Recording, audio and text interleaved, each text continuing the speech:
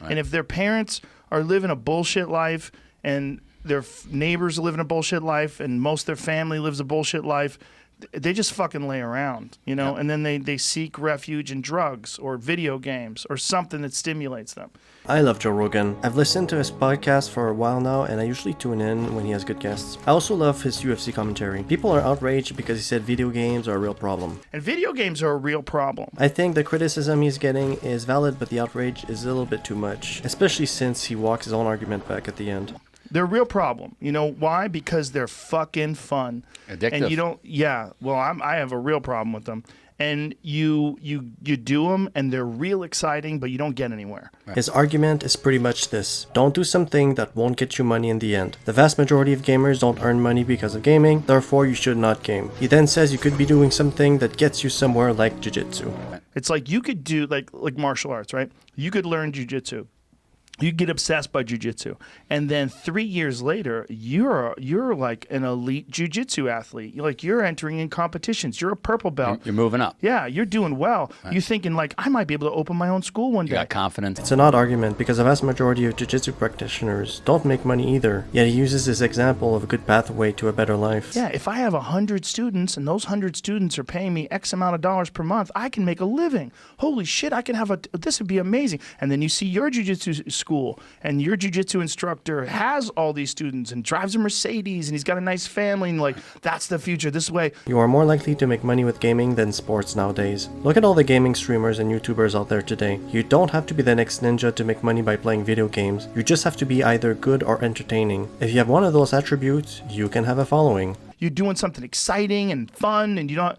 Or you could just be playing fucking video games. 3 years later, you could be that same kid just playing video games, waiting for the next whatever the fuck game is, next Xbox game to come out, and you're going to waste your time. Compare that to sports. You have to be really good to start making money. In terms of jiu-jitsu, think of the barriers to making money. You have to win tournaments or open up a school. To do both those things, you need to be extremely good at the sport. In fact, when you just start competing in tournaments, it costs you money. I used to compete in jiu-jitsu tournaments and it was at least $40 a pop just to enter the tournament. And I bet it's even more now. If we could compare the amount of people who make money from sports, and especially jiu-jitsu, since that is the example he uses versus video games, I would bet my left nut that there are more people earning money playing video games than sports. Although of course the few professionals who earn money playing sports earn way more than gamers. So there's most likely more money in sports, but for the very few, compared to gaming where there's a little bit of money for more people. My kids are now saying, well, Dad, this guy made all this money with this video game. That's real too.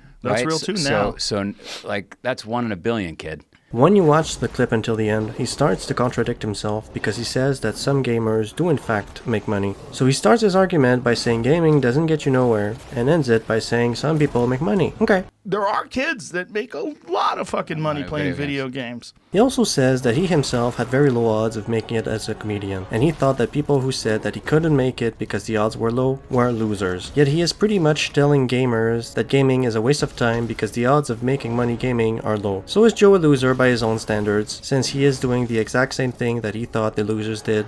Look, I heard the same argument about comedy. My own parents were like, do you know how few people make it as a comedian? I was like, okay. Does anybody make it? Somebody makes it, right? They figure out how to do it. They make a living. I'm going to do that. Yeah. Just stop. I know what I'm doing.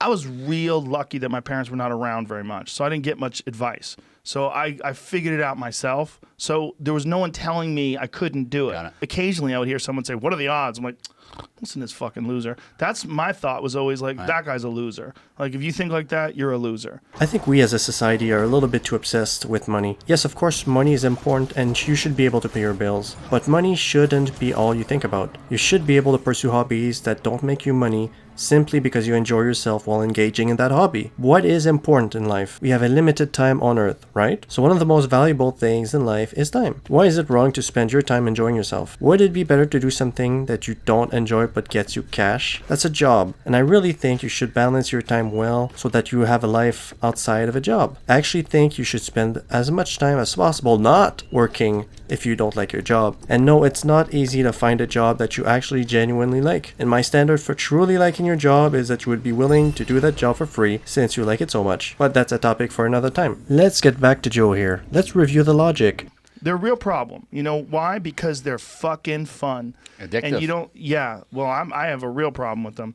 And you do them, and they're real exciting, but you don't get anywhere. You could apply this standard to anything that is fucking fun, real exciting, and that doesn't get you anywhere. Sex, reading books, hanging out with friends, going on a hike, biking, listening to podcasts. All fucking fun, real exciting, but doesn't get you anywhere. And by getting anywhere, Joe means money. So by Joe's standard, don't have sex if you don't plan on being a porn star, because if you can't eventually get paid for doing something, do not do that thing. To be fair, I think the point Joe was trying to make, but failed at making, was that you should try to make something of your life and not piss it away doing nothing. That you should not only game, unless that is your job, of course. I would generally agree with that sentiment, and that you should probably look deep down inside and reevaluate your life if you are playing video games all day, you don't have any ambition to do anything else, and you aren't self-sufficient because you aren't able to earn money, etc. I think of video games as something you do when you have accomplished everything else you wanted to accomplish in a day. If you are neglecting your obligations just because you want to have more fun gaming, I don't think that's a healthy relationship with video games. In my opinion, I think a good life is generally one where you find balance, and that also means finding balance between video games and other things to do in life. But that is just my opinion of what a good life is. If you living your best life is playing video games all day and that is what generally makes you happy, it's hard for me to tell you not to be happy, especially if your decision is not destructive in the long term to you or people around you. So yeah, as long as you have your shit together, game all day every day, fuck it. My final thoughts on this are that people should be able to have hobbies that do not earn them money. As long as you have your shit together, play as much as you want. If you don't have your shit together and you are just playing video games every day, you might want to put the controller down and come back later. Alright, thanks guys. Sub,